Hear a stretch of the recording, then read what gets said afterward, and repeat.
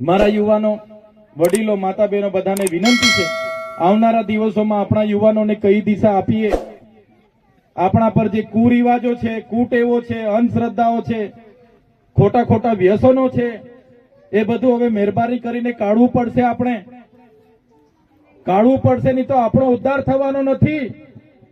શિક્ષણ સિવાય કોઈનો ઉદ્ધાર થવાનો નથી. એટલે મારા વડીલો, મારા યુવાનોને મારે બે હાથ જોડીને માથું નમવાની વિનંતી છે, બે રોટલી ઓછી ખાજો પણ આપણા બધા બાળકોને આપણે ભણાવવું પડશે.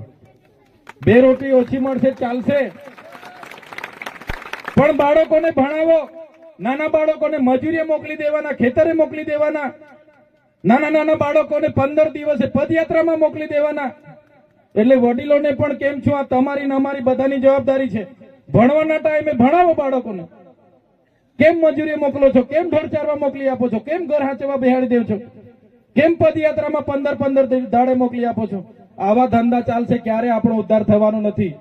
આપણા બાળકોને ભણાવશો તો જ આપણા બાળકોને, આપણા પરિવારનો ઉદ્ધાર થવાનો છે.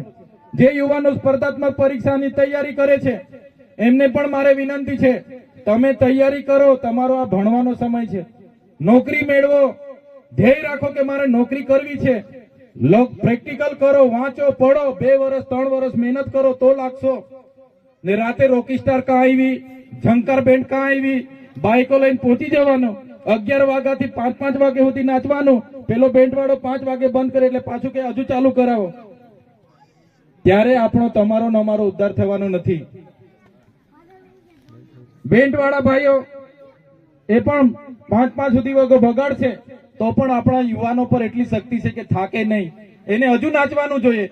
પણ મારા યુવાનોને વિનંતી કરું છું, એ શક્તિનો ઉપયોગ દોડવામાં કરો, વાંચવામાં કરો, નોકરી મેળવવામાં કરો, તો તમારા પરિવારનો ઉદ્ધાર થશે. આજે તમારા પપ્પા, મમ્મી પપ્પા થોડું કમાતા હશે એટલે R1 બાઇક લઈ આપશે, KTM બાઇક લઈ આપશે, આઈફોન લઈ આપશે.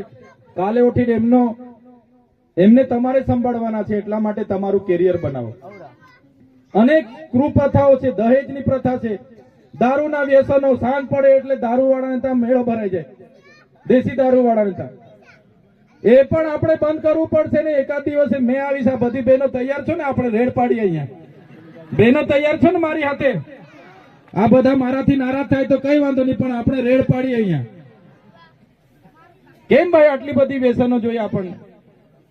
એટલા માટે તમે આજે દેશમાં જોઈ લો, આપણે હજુ અમે વસાવા, અમે તળવી, અમે ગામિત, અમે ચૌધરી, અમે રાઠવા, અમે ડામોર, હજુ ડામોરમાં નામા લડાઈએ છીએ.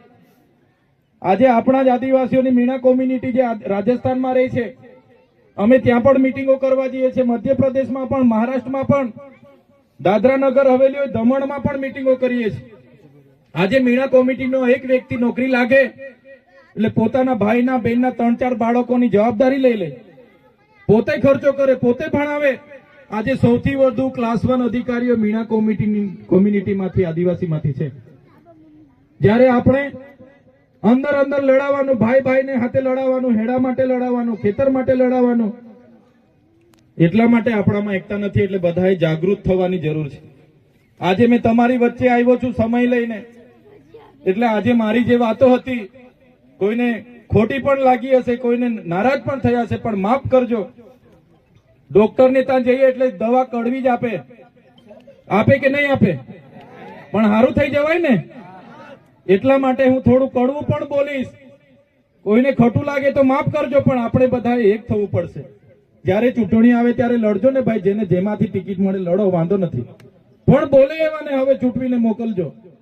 તમે ચૂંટવીને મોકલો એ વ્યક્તિ તમારો અવાજ બનવો જોઈએ. આજે હું ઘમંડ નથી કરતો, અભિમાન નથી કરતો, પણ મેં મારા પ્રયાસો કરું છું. મને ભગવાને, પ્રકૃતિએ શક્તિ આપી છે થોડી. ધારાસભ્ય બનાવ્યો છે તો અમારા લોકો માટે હોય કે ગુજરાતના લોકો માટે બોલું છું. વેઠવું પણ પડે છે, જેલમાં પણ લઈ જાય છે, પણ ખોટું એટલે ખોટું, એમાં ચાલે નહીં ભાઈ. તમારી સાથે પણ ખોટું ભવિષ્યમાં કોઈ કરશે, તમે અમને બોલાવશો તો અમે રાતે 12 વાગે પણ તમારે ત્યાં આવીને લડશું એ લોકો સાથે.